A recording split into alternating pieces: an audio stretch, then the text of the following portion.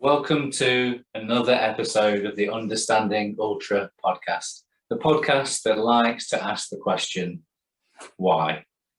We aim to give you the insights from the top ultra runners and trail runners from around the world, the people that work in the trail industry, and everybody else. We dive into training, nutrition, mindset, and racing strategies to help you to become the best ultra runner that you can be. So without further ado, let's speak to our next guest.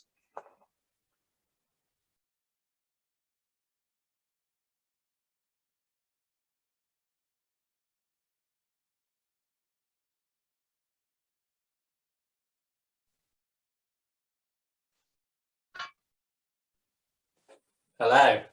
Hello, how are you? I'm good. How are you? Not too bad, thanks. Good. Thanks for coming on. No problem at all. Have you done many podcasts since the end of the race? I think this is only my second podcast, actually. Yeah. I'm in early then. Yeah, exactly. Good going. Brilliant. Right, I'll do the official intro if you're okay to start. Yeah.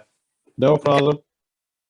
Welcome, Ian Keefe, to the Understanding Ultra podcast. We appreciate you coming on and spending some time answering my ridiculous questions. I appreciate it. Thanks very much. Glad to be here. Brilliant, lovely. So, obviously, we've met very briefly before. I was on checkpoint 3 at Middleton.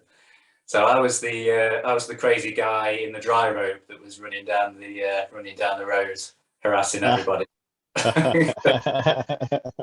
guiding people into the checkpoint. So that's probably where you first saw me. I'm not sure that qualifies you as crazy in the context of the spine race. That's true. Yeah, that is true. I'm sure you probably saw some sights while you were out. You had the good sense to be somewhere with lots of chicken curry on tap, etc. Yeah, that's it. Yeah. I think it was Damien Hall that said that he thanked in his roundup of the race. He thanked all of the support crews and everything, and he said special mention to checkpoint 3 at Middleton. So I commented and said, "Yeah, we go the extra mile, literally." I spent the whole time running with everyone that came through. I ran the about half a mile each way, and I think I clocked up about 22 miles just on one shift, going backwards and forwards, talking to everybody. Not bad. So I managed to get marathon. Yeah, I managed to get in some of my weekly mileage that I needed to do. So it was all good. So briefly then, to begin with, for those people that aren't familiar with you, obviously people that will be listening to this that will specifically know you for the spine, but could you give us a background on your history, on your running history, and how you got into ultra running to begin with? Oh, that could be a long answer. In my 20s, I got into hill walking. I had no sporting background to speak of as a child. Absolutely terrible runner in school. Good result would have been second last in a sprint race. Normally I was last, and there's nothing beyond sprints really in school. So my first running race I didn't do until I was about age 30 when I did a marathon, and that's when I discovered I could run, because I did it in 2:57, which isn't too bad for a first go at it. That is, yeah. Let's go. Yeah, so from there I just started trying longer things, and as well I started getting into hill racing, mountain running, and the first ultra I tried was, at the time, the only ultra in Ireland was a 50k, which was in the hills, and turned into a four-way battle for the win. And I came fourth in that four-way battle, but I was happy to be in the battle, so of course came back the next year and tried again. I think I won it the next year, and eventually kept battering at it till I broke the record on the race. And from there, it was just a matter of trying longer and longer things. About a year or two later, off the base of that, I got selected for the Anglo-Celtic Plate 100k race, which is a Five Nations International, and so that was moving out to 100k. And in that race, I realized, I thought I did badly because I slowed in the second half, but when I looked at everyone's splits afterwards, I realized I was the least slowed of anyone. That's when Yeah. I discovered I could pace well.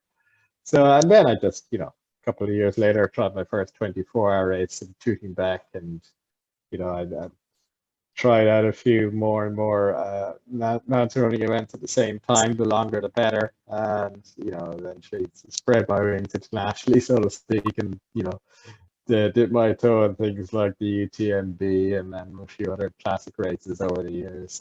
So I'm a bit odd in the sense that I do both the mountain style stuff, like the Spine obviously, and UTMB and so on and so forth, but also I do the flat stuff. So I've represented Ireland at 24-hour running and about 8 or 9 times, I'd say, over the years, and European champs, world champs. Got as high as fourth in the European champs one year, which is probably my best result, and a PB of 248k, which isn't too bad, was the Irish record for a while. I've run the length of Ireland, held a record for that until last year, which that's about a 550-kilometer run, and the record was 3 days, 4 hours or so, or 3 days, 3 hours. I've run 6-day races as well, which are probably actually the hardest races I do from my what do I fear the most perspective, and that's just running around laps for as far as you can over 6 days. It sounds simple, but my God, it's quite intimidating when you get into it. Where was And that? Is yeah, that like 6 days in the dome type thing in America? Is it like that? exactly like that. So I've run one in Hungary, which is kind of the de facto world champs to this point, and I ran one of the old classic ones in New York, which actually won that one, which was my first go at 6 days. So I was very happy with that. I made a big mistake of finishing on 500 miles. So as a result, that song was bloody sung at me for about a year afterwards, non-stop. Not surprised. Yeah. Oh, right. Yeah. Oh, just before we carry on, your microphone's a bit clicky. Your sound's a bit like clicky. I don't know whether it's your microphone. I don't know. Yeah, I'm not not I'll let you sure. do it. Not much I can do here. Yeah. Don't worry about it then. Brilliant. So you've got quite a rounded background in ultra running. It's not something that you've specialised in one thing and come in to do that kind of one thing. No. But obviously, you're most well known. Would you say you're most well known for the spine race and It depends who you talk to, I suppose. Probably broadly speaking, yes. But at home in Ireland, I'll probably be known for different things as well. Just been around so long would be a start. So with that case, then what makes you come back to the spine race every single year? Well, it's obviously it still remains a big challenge, no matter how many times you've done it, because it can come, as was proven this year in a big way, it can come and bite you at any time, no matter who you are. So it's always a challenge. It's never easy. But the other thing is, I know it's such a race I have such an interest in that if I wasn't running the race, I'd be sitting in front of my computer watching the dots go by, possibly getting frustrated that where would I be if I was there. So I might as well just be out there being the dot rather than just watching the dots. And the other thing is, it is, you hear about the spine race and the special atmosphere and the whole spine family thing, and it's true. It's absolutely true. It has a special atmosphere and it has that family feeling to it, and that does draw me back just to meet the great people you meet on the spine race. This year's race week was just perfect from start to finish. In that sense, I don't think I had a single encounter that could be described as anything anywhere negative, right from going to the airport all the way to returning home from the airport. Everything was just perfect. It's true. I know. I mean, to this point, the spine is the only race. I feel bad about saying it actually, but I've been running ultras for about 9 years now, and it's the spine. This year was the first race I've ever volunteered for because I felt so bad all the years of doing ultras and never actually volunteering. I thought I've got to do it, and what better way to start volunteering? I'm worried that I'm a bit spoiled now that the atmosphere. If I consider for another race, it's not quite going to be the same kind of atmosphere, and because it is so welcoming, isn't it? Everyone's on the same page. Everyone just wants the best for everybody. Everybody gets the same treatment. So it's nobody gets special treatment. Everybody gets special treatment. That's the thing, isn't it? Yeah, Everyone I think gets. that's a better way to phrase it for sure. Yeah, Yeah, absolutely. Yeah, and even out on the course, everyone might be racing each other, but everyone's racing with each other as much as against each other. And that was one of my problems this year was I was actually reluctant to leave the company of people because everyone's so nice and you're having such great conversations. point three was especially welcoming, wasn't it? With the log burner going, the fire, and Yeah, and the chicken curry and the fantastic staff. Yeah. and you received a bit of medical care while you were there with your feet. And I must say that when I saw your feet, I was actually shocked not seeing any feet that bad probably since my festival days of wading around in mud for 3 days. And but it didn't stop you, did it? No, and they did a great job of taping for both 3 and 4 and 5, and that's probably what I spent most time in those aid stations doing is allowing the medics to get it right to their high standards, and it makes a difference then when you go out and when I left CP3, I was wondering to myself, I wonder how much this will slow me down, but within 5 minutes I'd actually forgotten to wonder because there's just no effect. So that's what you want. And yeah, I think ultra runners, it's part of the nature that you put the minor background pain into the background and it stays in the background. Yeah, put it in arm and stuff. Yeah, there's usually one thing in the foreground that dominates, and it depends on what that is. Then, of course, yeah. Well, I came out with the checkpoint with you and walked down. We had a brief conversation about food and drink during ultras, and you sort of started off walking, and then you were hobbling, and then you turned into a jog, and then you turned into a run, and I was just amazed at from seeing your feet how they were in the checkpoints and seeing how exhausted you looked, to then seeing you just transform as we went along the course into just turning back into a runner and just you were off again, and that was it. There was no stopping you. Yeah, it's an interesting one, all right. It's definitely part of I'm not sure you call it a skill, but a required attribute if you're going to get to the finish as an ultra runner is you have to be able to deal with that because you're always going to get something somewhere. No ultra run is this lovely magical run where you just run in perfect harmony with everything all the time. There's always something will find you and get you. So you have to just learn to put it in the background, concentrate on other stuff. Do you think that's one of the keys then to being successful is being able to mentally sort of compartmentalize things and put certain things away and focus on the task at hand? Do you think that's part of your success?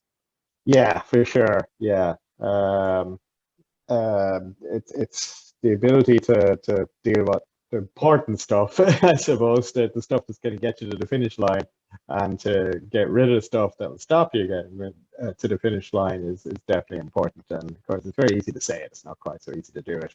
And no matter how good you think you are, it's still hard to do. So you just have to keep trying your best. One thing I try and do over the years, over the decades even, is to eliminate the problems as they come along. And every run's a learning experience, and sometimes your worst runs are the biggest learning experiences that way. Where I can remember my first 24-hour race, I got so many things wrong, but I don't think any other race I've learned so much from as a result, because I just worked all through it in my head. What went wrong? How would I do it better? Next time what will happen? What are my weaknesses? What can I do to address them? And bit by bit, knock them all out. So these days I run 24 hours in a completely different style as a result of all the learnings. Same with the spine race. Over the years, I've made plenty of mistakes along the way, and this year I don't. For most of the big mistakes, they weren't repeated. They didn't happen again. I made very few nav errors. Any nav errors I made, I addressed within seconds because I figured it out within seconds. some of the biggest issues that I had, which would have caused me distress over the years, like sleep deprivation, I managed to eliminate out, which was a big surprise to me, but I did just by getting my sleeping strategy right. So it turns out, and all those kind of things. And clearly, there's always something that will come and get you. So there's always something to come back and work on, you know. Unfortunately, these days, but the one thing I can't work on is the fact that I'm getting older and slower. But you know, I can work on minimizing it, but I can't reverse it, unfortunately. That's a good point, actually. So you don't mind me mentioning your age. So Not you're at all, no. 51, aren't you? 51. 53, 53. Oh, 53. I've got that wrong then. That's my It's research. got worse in 2 seconds there. So 53. How was your training or your preparation for the spine changed because you've been doing it for a few years, quite a few years on the trot. How has it changed over the years? And do you feel like it has changed because you've got a little bit older as the years have gone on? Well, I don't actually prepare specifically for the spine. The only thing I do specifically with the spine is in the leading up to it. Uh, Whenever I feel like it, I'd run through the course in my head because I have such a good memory for location that I can actually sort of lie in bed or whatever and sort of run down the course in my head. And I just do that to refamiliarize it mentally with what's coming up. But the main thing I'm doing at the moment, which is a bit different, is I've added more speed work back into my training regime because speed is what I'm losing. And it's one of those things where the broad questions I ask myself was, what do you most hate training? And what I most hate training is speed work. Therefore, that's what I should be doing because that's the one I hate because that's the weakness. If you see what I mean? What can I easily do? I can do a 6-hour run, no problem. So, I don't need to worry about those. They're kind of taken care of, work on the weaknesses. And the weaknesses at this point is actually pure speed work, that kind of thing, just to keep all the thresholds as high as possible. Yeah. So I don't know whether I'm weird in this way, but I actually love speed work. That's like one of my favourite things to do. Maybe that will wane as the years go on. I don't know. But what do you do then? What's your go-to speed workout then for keeping yourself? Yeah, at the moment it's 10 by 1K repeats with about 200-meter walking rest in between. So it's a quite an intense session. I think one of the more important ones I do as well, which I'll add back again, is about what I would call a long tempo run, in the sense that it would be about maybe 1 hour 40 of running at as fast as I can. Not quite speed work, but very high intensity for 1 hour 40. Thereabouts. And that to me is an ultra runner's tempo run, is how I describe it. It might be a long run for a 5,000 meter runner or whatever, but for an ultra run, that's really healthy. Just warming up. Yeah. Yeah. So, if I could just, one of the things that I want to achieve with this podcast is as the name implies, understanding ultra. So I'm trying to sort of dig out stuff that people, your everyday ultra runner can sort of learn from and apply to their training. So firstly, wanted to talk to you about, when I can find my questions. So we've talked about your training already, and you said there's nothing that you specifically do in preparation for the spine. Is there a certain workout that you have to hit before you know that you're ready for it, like a long day in the hills? No, I just I'm kind of more my training doesn't focus on any single race. It's more keeping things on the go the whole time. So I could, if you drop me into sort of almost any race next weekend, I could go out and do it with reasonable confidence that I complete it. So I do take days off, George, or have a down month during the year where it just fits in somewhere in the race patterns, normally after a big race. And that's kind of the nearest I get to having a yearly cycle. I don't cycle up towards particular races or anything like that. It's more just constant ongoing and having my own feedback. you can tell I don't have a formal running coach. I'm self-coached because I'm not sure a formal running coach would ever go with that. But you know, I've read a lot into running theory over the years and kind of relaxed a lot about it and realized that there's a meta level above it. Once you understand, you know, the basic what's going on and stress and adapt and all of that, you can figure most things out for yourself. But the important thing being learning from yourself and being able to read your own feedback, knowing when you're overtrained or when you're undertrained and what your weaknesses are and how to address them. And years of running, you're in tune with your own body, aren't you? And you know when you've pushed it too much. You know when you need to step things up. I know I do a bit of coaching for some a small group of ultra runners, and I get told all the time because I don't have a coach, and I get told off that I should have a coach, being a coach, and I know I should, but I feel like I need a flexible. I think I'd be too much of a pain in the backside for a coach because my schedule changes all the time, and I'm always kind of in my head. I know what I'm doing, and I know what I'm leading up to. So if it's for somebody to try and get into my head and figure that out, I think they might struggle a little bit. But what does a normal week look like for you then? A normal week of training? Do you have it broadly for the week or the month, or how does it work? I have it broadly for the week in the sense that the weekends are back-to-back long runs generally. And if I can't find a run, it'll be back-to-back as long an effort of something as I can. So it might be, you know, if on a weekend where something's getting in the way, say I'm off for a day or whatever doing something, then I might try and fit in 2 or 3, 4 hours on the turbo trainer on the bike in the evening or something, just to get some time efficiency and get some effort in. And it's not a bad idea to mix things up anyway. But broadly speaking, back-to-back long runs, which in my case is 5 hours plus on each day. Doesn't really matter how you do it, just get it done. And I try and make one of them at least on the hills. Then during the week, broadly speaking, generally aim for 2 hours a night of running, you know, and that can be easy running. And then if I'm dropping in the speed work, that's one of those sessions. I'm usually Tuesday or Thursday with the more relaxed 2 hours of just running of some kind. It can be easy running on the road or easy running in the hills. Depends on the weather, depends on what I feel like quite often. More likely to be hills in the summer, more likely to be roads in the winter. Just because you're going to get better speed on the roads in the winter, whereas you can actually spend as much time tackling your environment in the winter, which is good for tackling the environment, but I already know how to do that, so you're not getting as much training effect from doing that, if you know what I mean.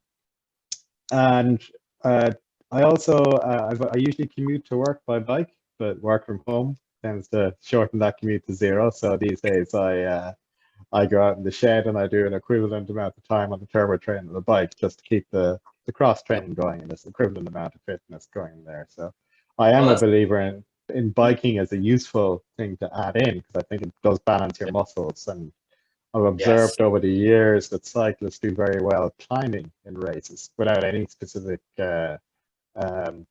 running training. So there's definitely some benefit coming out of it there. Yeah, definitely. I know for myself, I always notice because I commute backwards and forwards to my day job, but I always notice if I've gone too long a period without putting some biking in there, that start to get issues with my hips and at the minute I've started a bit of runner's knee has started to flare up, and I know that all it is that I just need to get back on the bike and get the quads firing again and to balance. I totally agree with you. Yeah, I totally agree with you. It's all the quads and runner's knees and imbalance, and it's a classic one that you haven't worked up the quads as much as the calves and so on. And I was the same. Once I took up cycling, I had a runner's knee issue after my first marathon. Once I was adding cycling into my racing as well as training, it was gone. Never came back. You know. So we'll have that as a takeaway point. That Ian Keefe says include cycling in your training every week. There's a bit of cross training. Yeah. And funny enough, I'm not alone. I know a lot of runners who do the same, and you don't find as much sports science theory supporting it, but you find an awful lot of practitioners doing it, and they're quite often they're the guys towards the front of the field or the speeder end of the field. So I think there's a lot going for it.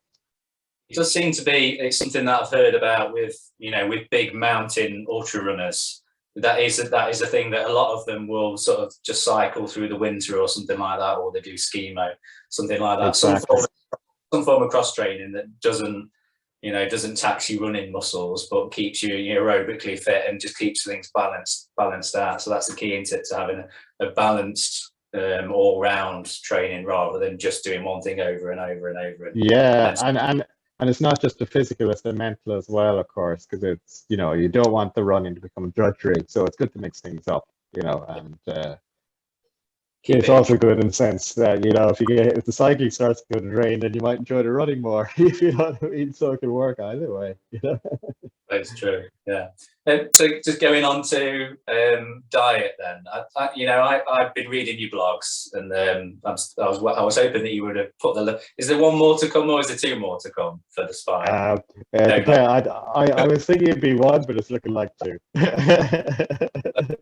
Every time you publish them, I've been reading them, getting the updates and everything, and seeing all the information on there. And what thing that stood out to me was how you mentioned that from the start, it was a long time before you took on any food. Is that something that you specifically do? Is there a certain diet that you follow? Was that a race tactic, or did it just naturally happen?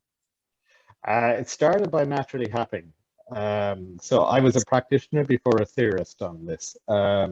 And it came from adventure racing, the multi-day adventure races where you're doing multi-sports. And I was realizing that, everyone else was going with what everyone is told, which is what you need to take on X amount of carbs, X minutes, Some people say, 40 minutes has passed since we last ate, you need to eat. And I say, yeah. And just ignore it. And I'd end up transporting food around the course because I just didn't feel like eating, so I wouldn't eat. I'm quite a stubborn person. So, and I was realizing that despite this, I was outperforming people. And so I realized basically that a lot of what I'd heard to that point in terms of training theory and nutrition theory was clearly rubbish, because I was doing what was not possible according to theory. I was running without taking food, and performing at least as well as most other people. And then I met a sports scientist in Ireland called Barry Murray, who was joining me on the Irish 24-hour running team. And I was expecting to, and he's a nutritionist as well, I was expecting to hear the same stuff from him, but he didn't actually. He gave me the alternative, the sort of more modern fat burning stuff. And as he spoke, it was like, yeah, that's what I found. That's what I found. That's what I found. It was fine. It all sort of clicked together.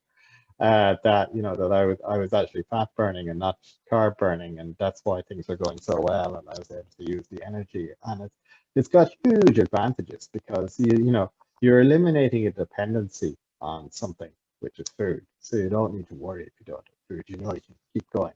Not only is it dependency, of course, it's something that's a weight you have to carry around, and something has to be organized and resupply bags and so on, or whatever. But it's a huge dependency and a huge logistical issue. So if you eliminate that, you eliminate an awful lot of potential problems.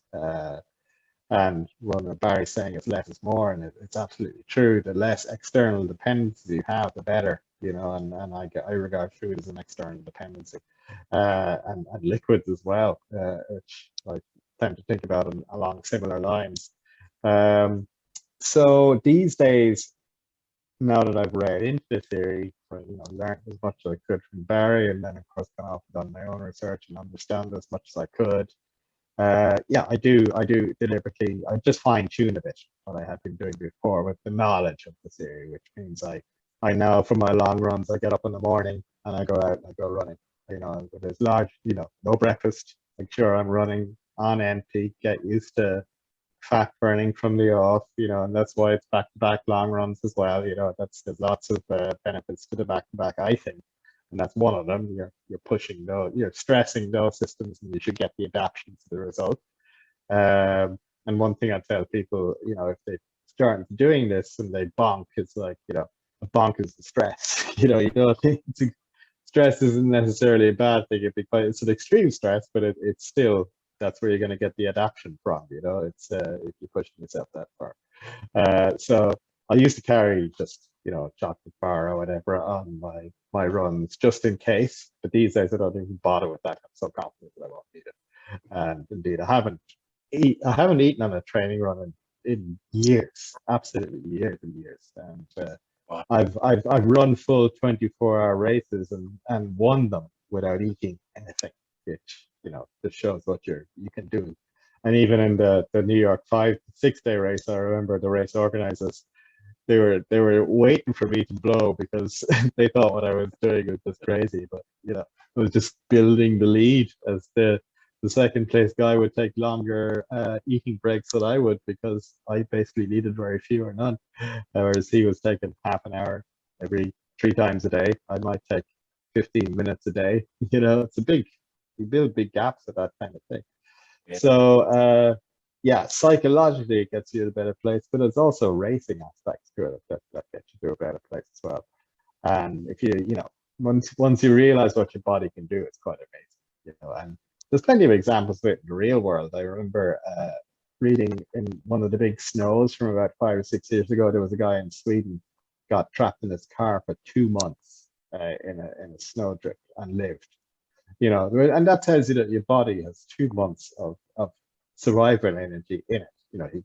You wouldn't live without water, but he had snow, so he got away with it. But that's a long time, to go without, just because you're obviously metabolism is burning energy. So 2 months is a lot of energy. I know myself, you can literally run for days without needing to eat. It's a fantastic weight loss program, but because you will burn off a lot of fat doing that. But it doesn't, some of the studies I've read, you can actually hit the equivalent of a 2 hour 40 marathon pace in very efficient fat burning mode. This is for the most efficient fat adapted ultra distance runners, and that's a pace that will win you most ultras. So from an ultra running point of view, there's, to my mind, much more upsides than downsides to this approach. Yeah. Well, you'll notice that while you were speaking, then I was nodding all the way through and agreeing absolutely with that, because like yourself, it's something that I brought into my own training. So probably about 4 years ago, and I get some abuse because I'm always banging on about it to guys that I know that run ultras that don't believe me, that I went from kind of mid-pack, back of the pack in ultras, and then I just started Googling and looking for things that I could do, and found a few people that were talking about low carb diets and fat burning, and read there was pros and cons with it. But I thought, I'll experiment of one, I'll try for myself. So I started doing fasted runs and started cutting down carbs, went really properly keto to begin with, and cut out majority of my carbs, and obviously struggled in the first couple of weeks. I remember the first week I tried it, I got to Wednesday on my usual commuting runs, and I got halfway home on the Wednesday, and it's only a 7.5 mile run, they do it day in, day out, backwards and forwards. And I just completely was I just wanted to lie on the floor and go to sleep. And I had to phone my wife and say, come and rescue me. But once I got through those first 2 weeks and then the month, then suddenly everything started to seem to work better. I realized that my long runs were better. I wasn't feeling hungry all of my time. And the main thing with me is that I managed to lose quite a bit of weight with it. So I probably lost about 1.5 stone. And I've obviously for years, I've been training really well, but my power to weight ratio was the thing that was holding me back. And I lost a load of weight. And then suddenly the first ultra that I did in this, with this new, fat adaptation, I won it straight away. And I was okay, this is it. This is the thing for me. And since then, I've never looked back, and there's plenty of people that will sort of, naysayers, it'll say it's a load of rubbish, and if you're pushing one substrate, then you're downgrading another one, and there is pros and cons. But when it comes to something, like ultras, and especially the really long ultras, then why wouldn't you? There's no way that you could fuel yourself with carbs for 268 miles. It's just not going to happen. Can't be done. No, can't be done. So the best way to do it is to get yourself fuel efficient with fat, isn't it? So is there anything that you do, I suppose you've already spoken about doing fasted runs. What does your sort of weekly kind of, because I know that as time goes on, I've become kind of more nuanced with my carb intake. That straight to begin with, I was really sort of, no carbs, carbs are the devil, and kind of just carb phobic. But then as time's gone on, especially with kind of speed work, I'd introduced a bit of carbs coming back in because I realised that I couldn't do like a 70 or 80-mile week without taking, some carbs in at some point, and that they were okay. How's your sort of day-to-day diet go? Do you kind of steer completely clear of carbs, or what's the way do you work it? No, I'm too much of a fan of food to worry about it. So I don't really, I err towards it, but I don't stress it in any way at all. So for me, the most important thing is quality, food quality. I'd happily eat high quality carbs over low quality fat. That's the most important thing from my point of view. That's more about general health as much as anything else.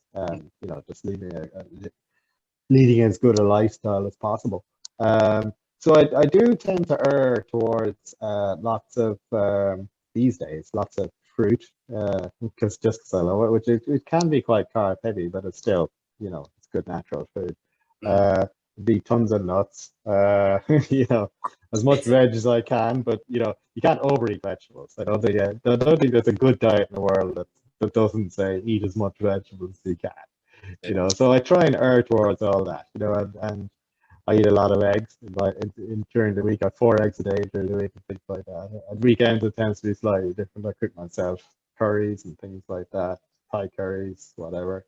And I allow myself rice, no problem. I allow myself potatoes, no problem. But again, it's all as much as I can, cook myself from the ingredients. Yeah, not packaged food or whatever. And that's what I tend to err towards.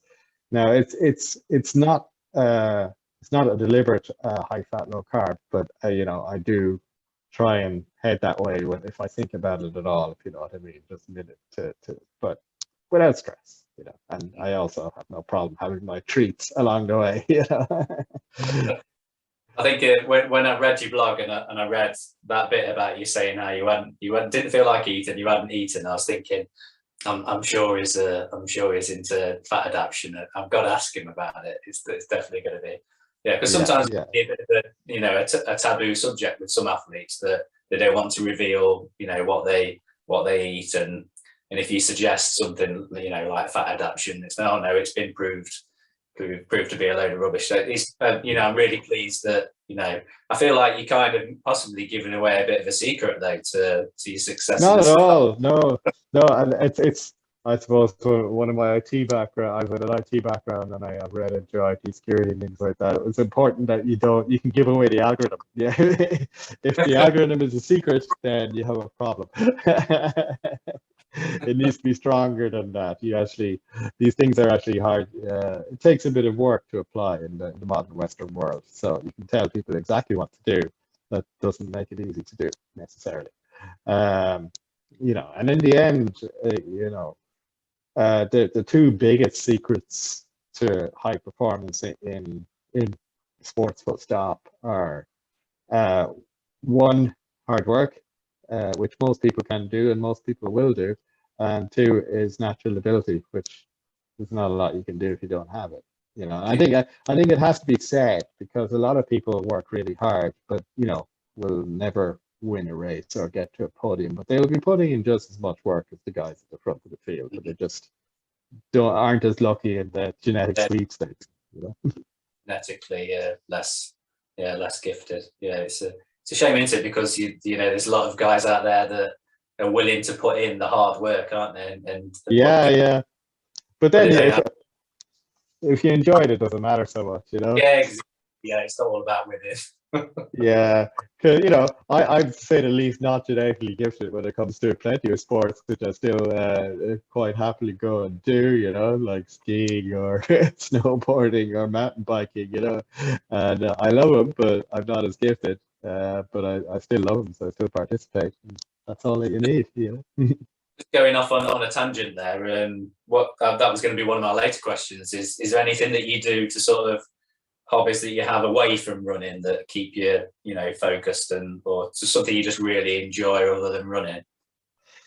There's lots. Over the years, there's been plenty. As I say, I used to adventure race, so that was, that's a multi-sport by definition, and I got to enjoy so many sports as a result of throwing myself into adventure racing. Mountain biking being probably the biggest one. One of my dark secrets, as I say to people, is I probably enjoy cycling more than running. I'm just better at running. And that's on a one-for-one basis. I prefer mountain biking to trail running, and I prefer road cycling to road running. So, and similarly, I haven't done it in years, but yeah, skiing and snowboarding I love, Yeah. and it's lots of things. I mean, the other thing is, like there's plenty mentally to keep us distracted from running, which is just normal life, you know. Yeah.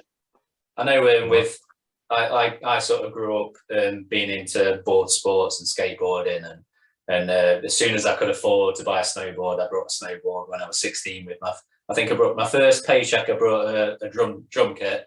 That was my first love. And then my second paycheck, I brought a second-hand snowboard and went and taught myself to snowboard. And I think doing that for years, and you'll probably may agree with this, that I went to all over the Alps and everything, and snowboarded down, down the Valley Blanche, down from Chamonix and everything, and riding on powder, I think is the closest thing that I found to it is trail running. So that freedom that you've got to sort of go across the mountain, that's the same kind of freedom that I feel when I go and run a trail, go up into the Peak District, run on the Pennine Way.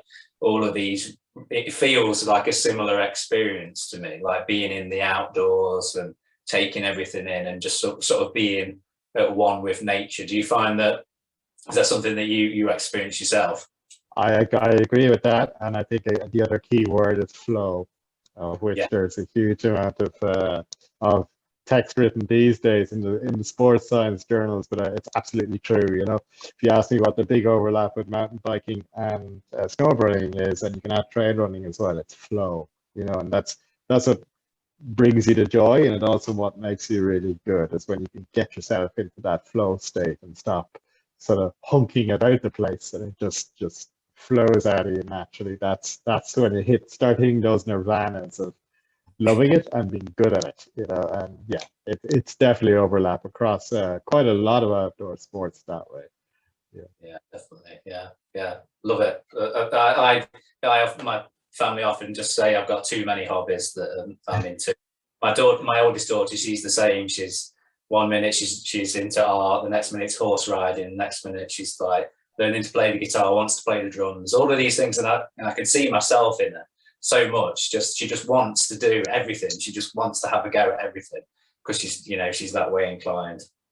Well, that's a great thing.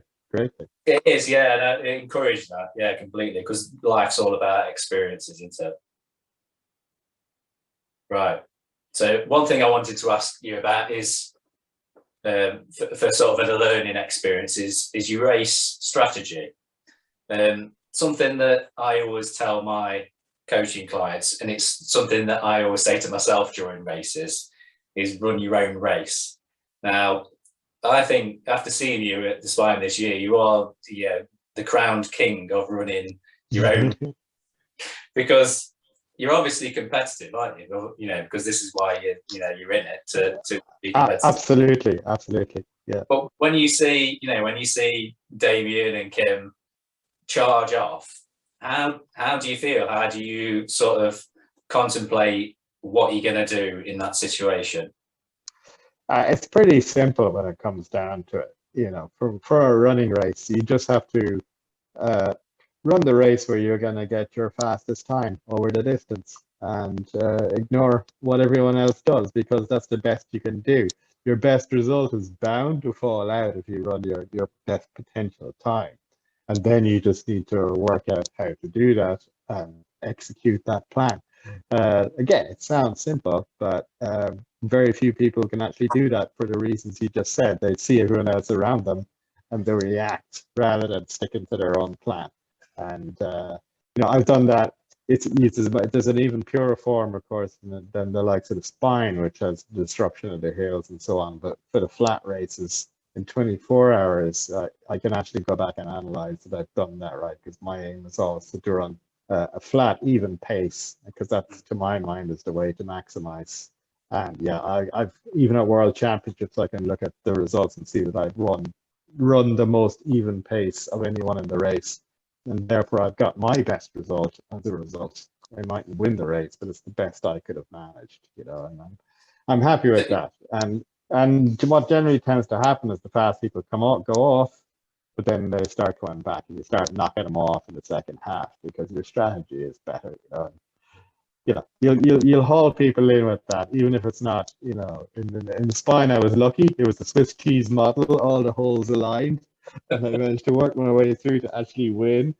But even if you don't win, you'll still have a nice race, because you'll be happy with your own performance, and you'll know that you've done the best that you can.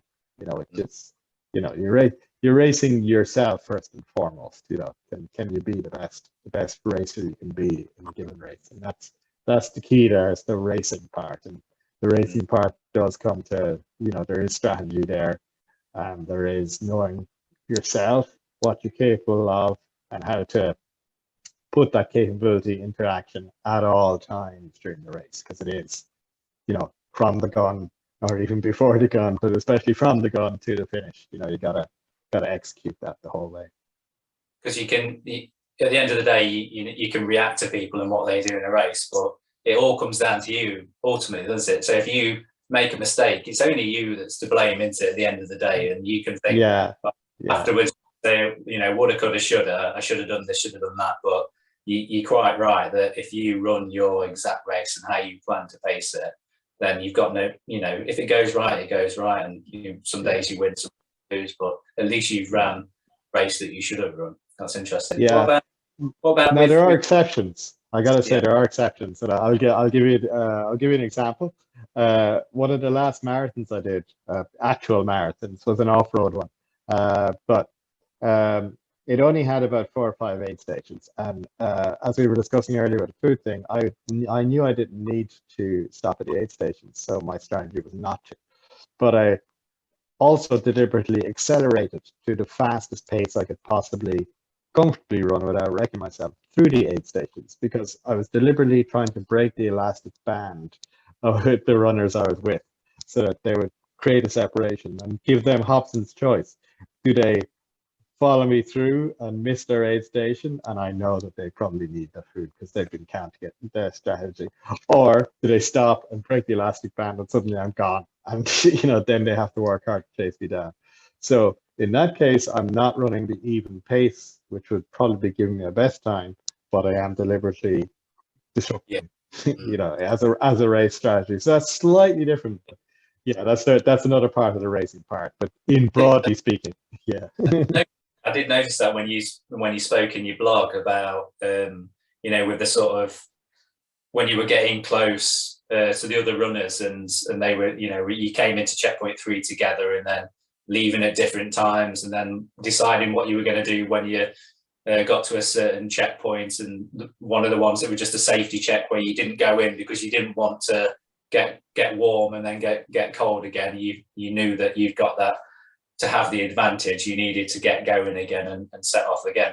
So is that kind of because you always seem to just run a consistent race, but within that consistent race, the strategic points where you will use like mind games or try a different speed, because I expect you to sort of be at a full consistent pace all the way through, but you were speaking about speeding up down certain descents to try and get away from people. Because I know from races I've done that you can be sort of flagging in a race, and then you see somebody just come over the brow of the hill like in front of you. You just catch a glimpse of them, and suddenly you're energized, aren't you?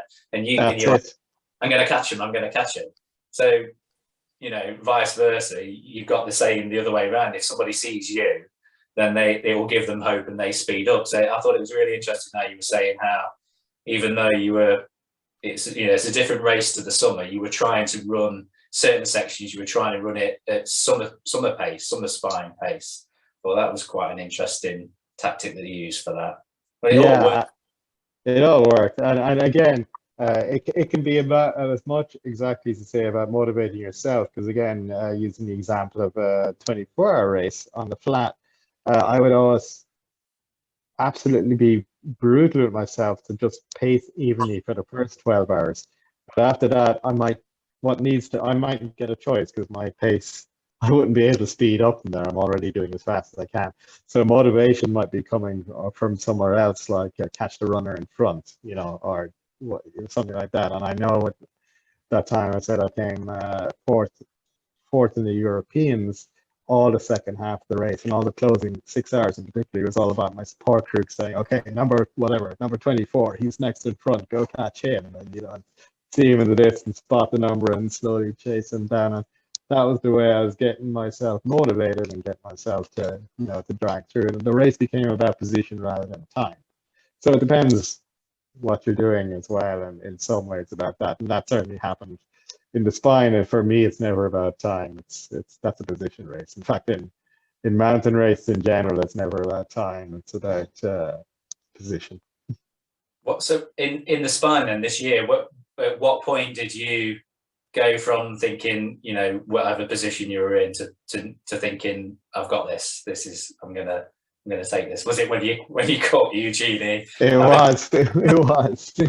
But even then, I had to stop myself and say, you still got a full day to go here. It's not, the fat lady is not singing or anywhere close to singing yet. So you need to concentrate on actually getting to the finish, and not being the next guy to get ejected out of the race. So yeah, that's when I knew I could have it. What I thought I had it, but then I had to, as I say, stop that and say, no, you don't have it yet.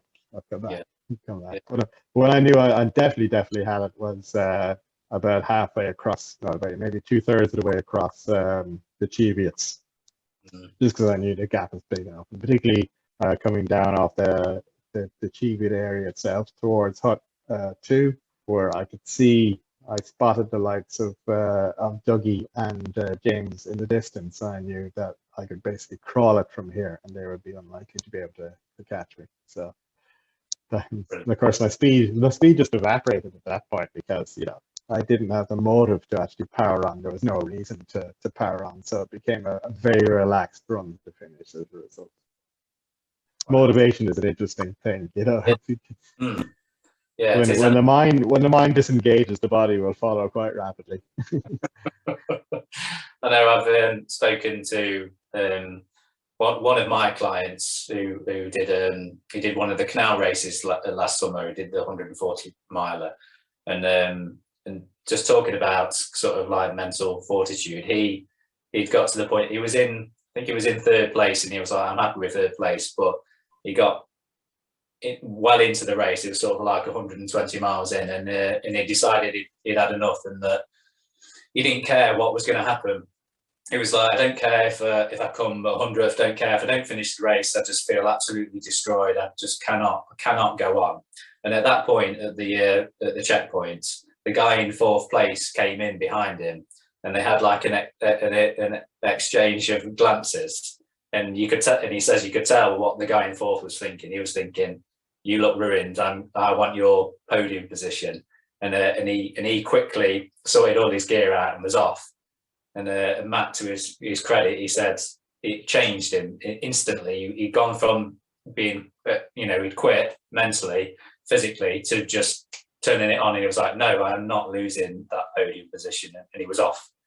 And and he got it. He got his position back and came through in 3rd. So it was just weird thing, isn't it, ultras? That 1 minute you can be absolutely down on your luck, and the next minute you can be over the moon and like flying on endorphins. So have you had any experiences in races where you think that where you've gone from like down in the dumps and thinking that it's all over to suddenly everything's good again? Absolutely. It happens quite often. Again, same race that I was discussing before, that 24-hour race. That's exactly what happened. And it's a really good illustration of how important motivation was, because I was running along and my motivation was to break the Irish 100-mile record. And within a lap or two, 5K or so of breaking it, I was sitting down saying, I can't go on, I can't do any more. I'm out. And you know, the at the time the Irish 24-hour record holder was there as my support crew. He said, "You can't do that." He was more disappointed than I was. He's like, "Get back out. You just walk around. I'll sort this out. Just go walk a lap and come back, and we'll see what we can do." And that worked. And you know, as I say, I remotivated myself to start chasing down numbers and so on.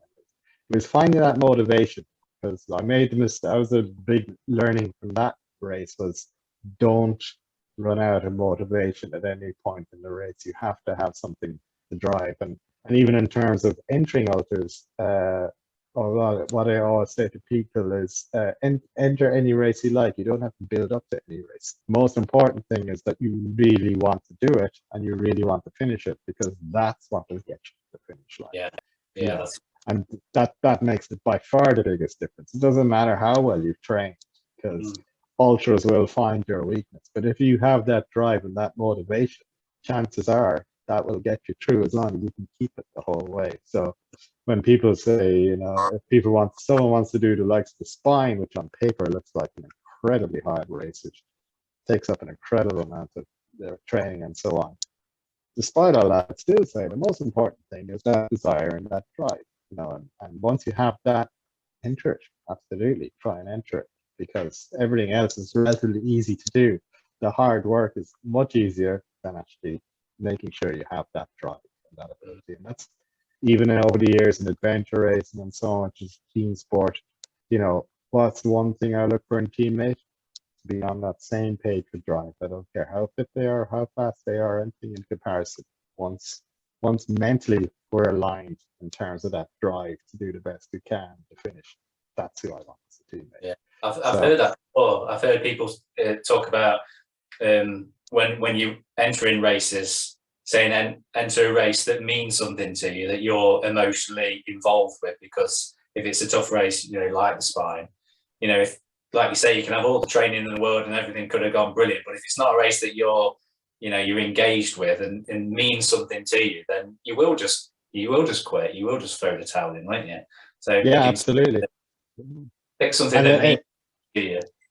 Yeah, and even the spine itself. Well, one of my two DNFs in the spine, one was caused by a broken rib, so that's easily explained. But the other was motivation, because at the time no one else knew it, but I had an entry for the Barclay, so the spine had dropped from being this big race to suddenly just being a training event for the Barclay, which sort of killed off my motivation for the spine itself, and you know, gave me an excuse, if nothing else, in reality, to pull out, because I didn't want to wreck myself too much, and I wasn't as focused on the spine as I was on the follow-on race. So it's a good example of, you know, you take away that motivation, and suddenly someone who 1 year can win it is DNF, you know. Yeah. So there's the takeaway, mate. If you're going to do the spine, make it your A race for the year. Don't make it. Yeah, it absolutely has to be, for sure. Just finally, what kind of this is a big subject that I found with the spine is gear. So equipment for the spine. Like when I joined the spine, because I did the sprint last year, I'm going to do the Challenger this year, and then hopefully do Northern Challenger and then do the full. I'm trying to step it up. But when I joined the Facebook group for the spine, I thought it would all be sort of like training things, but 90% of it is just about gear and tech, isn't it? Like what head torch, what rucksack, running backpack, what pair of shoes, what pair of trousers, and everything like that. What's your take on it? Have you got tried and trusted equipment, or do you, over the years, have you refined what you use? Because I noticed you had full waterproof boots on, didn't you, this year? Yeah. I always have. Yeah. Even in summer, I'd full waterproof for most of it. So yeah, gear is both extremely important and unimportant. It's unimportant until it becomes, you know, the thing that will take you out of a race, and suddenly it's extremely important. So in reality, it tends to be important for sure. And yeah, I do get the right gear for it, irrespective of circumstances. And by that, I mean I have gear sponsors, but if their gear isn't the best, I'll use other gear. You know, if it's the right gear. Yeah. So Oh, I've lost you. You're muted. Are you back? Can hear you now. Can you hear me? Is the battery gone? Can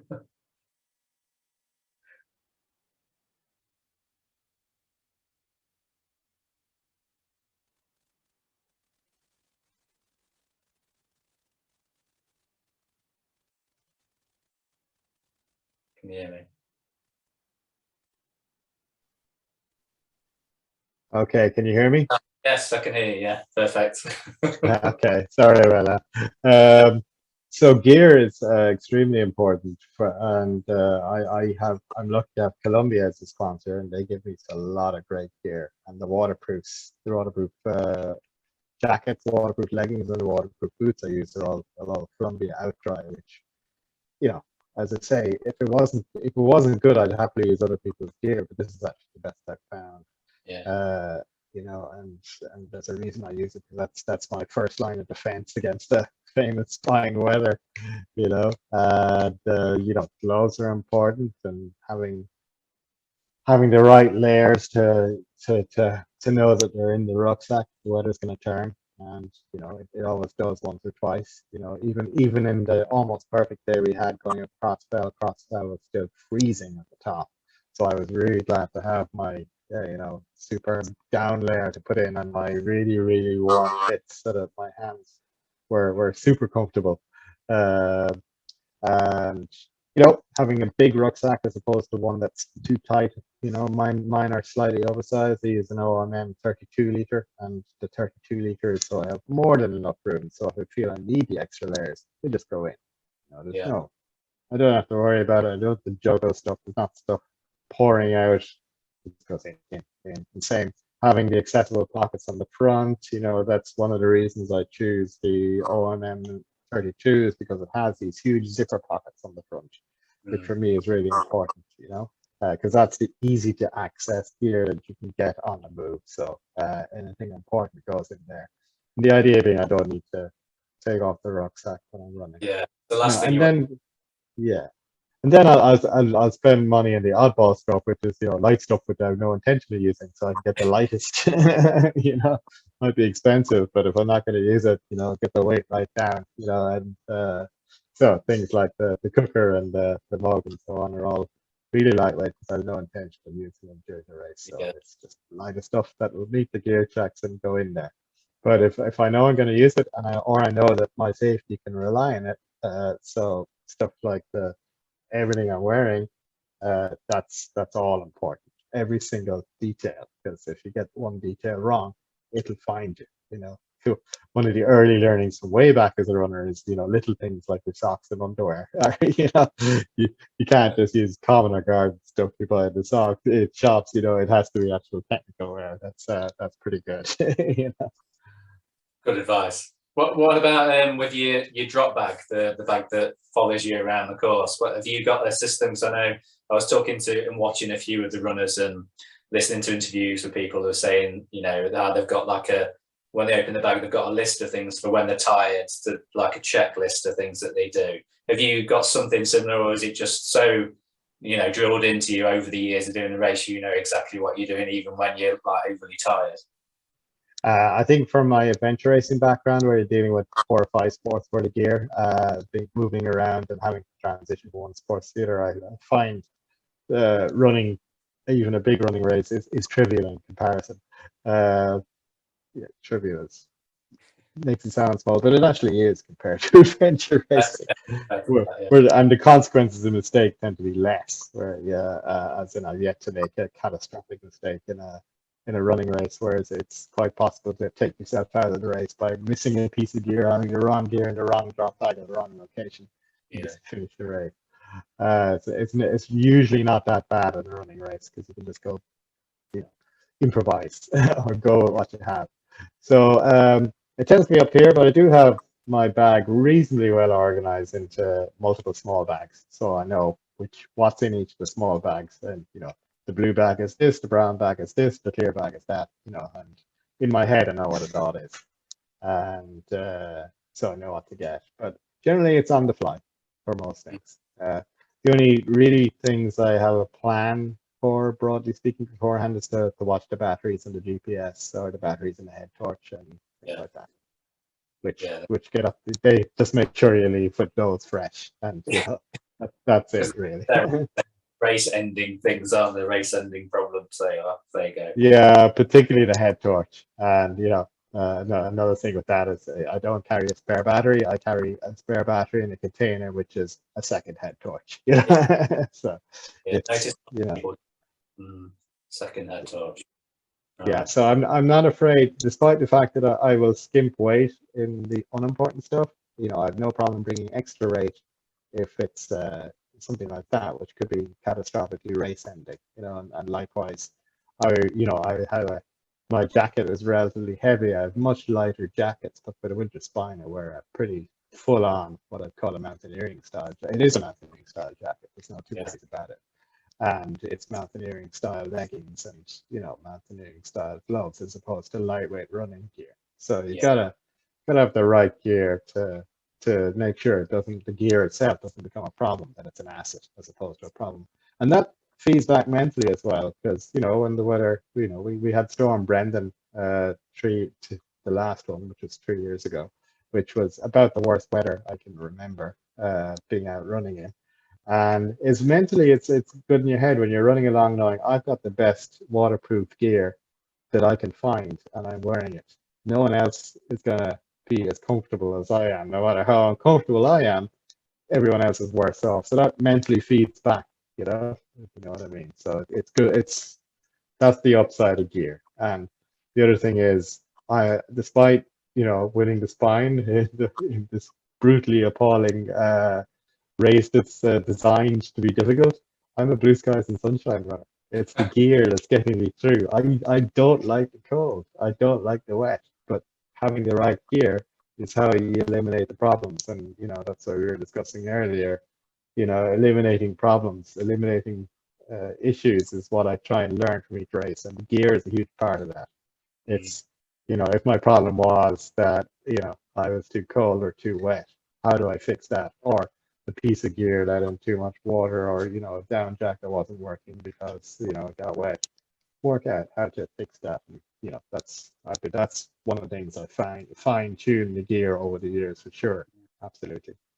How does that change with sort of going from summer to winter? Because we're having the summer spine last year in the summer. What was it like a eye-opening experience, or was it just like having your best day out on the course? But how did it compare to other years? Yeah, it's much more type 1 fun, as in the pure pleasure of it, just enjoying the blue skies and sunshine and running at higher speeds on dry ground. It's much nicer, and it does allow you to change the gear around. So for some of the legs, I was able to go with more bouncy shoes that are it's less about the protection, the weather protection, and more about the feet protection, and just generating more speed. Likewise, you're going to relax a bit with the gear, because you don't need to be prepared for quite as bad. You still need to be prepared for bad weather, but your margins are a bit better. Yeah. More chance of getting sunburned than cold. Although there was what this is it. There's still people suffering from hypothermia on the race, so you can't go completely nuts about super lightweight gear. And I will always bring full on waterproofs, even in training. When I go out in the hills, I'm not going out without full on waterproofs and gloves and so on. They're all in the rucksack. And even the shortest training run on the hills, because you don't want to be looking for it. Far better to be lugging it around and being safe than to be in trouble because you didn't bring it. yeah. That's it. And I suppose you get plenty of practice in Ireland with all the rain that you get over there. We certainly do, unfortunately. I don't know why I live in this country. It's a beautiful country. I know I've come over under normal circumstances in non-COVID times. I used to come over sort of 2 or 3 times a year for work to go to visit customers, and I always loved I would kind of view it as a bit, although I was away from home and away from the family, I would view it as the wife would say, "Oh, you're going on your Irish running holiday, are you?" Because I would go and take all my gear with me and just find wherever I was, whatever customer I was at, I would find the nearest hill and go and find a trail and go running. It is a beautiful place where you live. Where's your local trail? So you just at where the mountains are, just outside of Dublin. That's exactly it. And my house is just under the trail. So when we had at one stage in COVID, we had a 2 kilometer restriction as to how far we can go. I could still get into 5 or 6 hours running a trail that involved a lot of convoluted looping on mountain bike trails, but still, I was just about able to do it. And that, I live where I live because it's close to the mountains, and it is a big asset with Dublin in that it's an amazing city if you're into the outdoor sports, because it has the large numbers of people, which means that there are more races here than anywhere else. Plus, it's got those lovely hills and it's got the sea, so you've got a bit of everything. It's a good city that way. Brilliant. So just finally then, what bit of advice can you, so for if somebody's watching this or listening to this podcast with a view to taking on the spine, what bit of advice can you give? I know we've talked about motivation and emotional engagement. What bit of advice can you give as a takeaway for people to sort of start planning their spine? What advice could you give them? I suppose not overcomplicate it would be the big one. In the end, it's pretty simple. It's a long journey across the hills, so make sure you're comfortable in the hills. Make sure you're comfortable at nighttime. That those are probably 2 of the more important things. Don't be afraid to take, particularly not afraid to go in a nice slow pace if that's what it takes. My aim is always to try, if possible, finish at the pace I start. And if you can keep yourself nice and calm and enjoy the journey, that's a good one. Now, obviously, you said the most important one is the motivation at the end. That's that drive, and that's the only one I'd say it's the first. I'll get you to the finish. Yeah, motivation, emotional involvement, enjoy the journey. Right. Okay. Yeah. So better takeaways: enjoy the journey and the engagement. Brilliant. Really appreciate you coming on and sharing all that knowledge. On I feel like we may have given away some of your secrets a little bit, but not at all. No, it's been a pleasurable conversation, and there are no secrets. The more people that do this, the better. Rising standards is a good thing as well. Keep us all not jokes. Yeah, brilliant. Thank you very much. Appreciate your time. Thanks for coming on. No problem at all. Thanks, Ian. Cheers. Bye. Bye.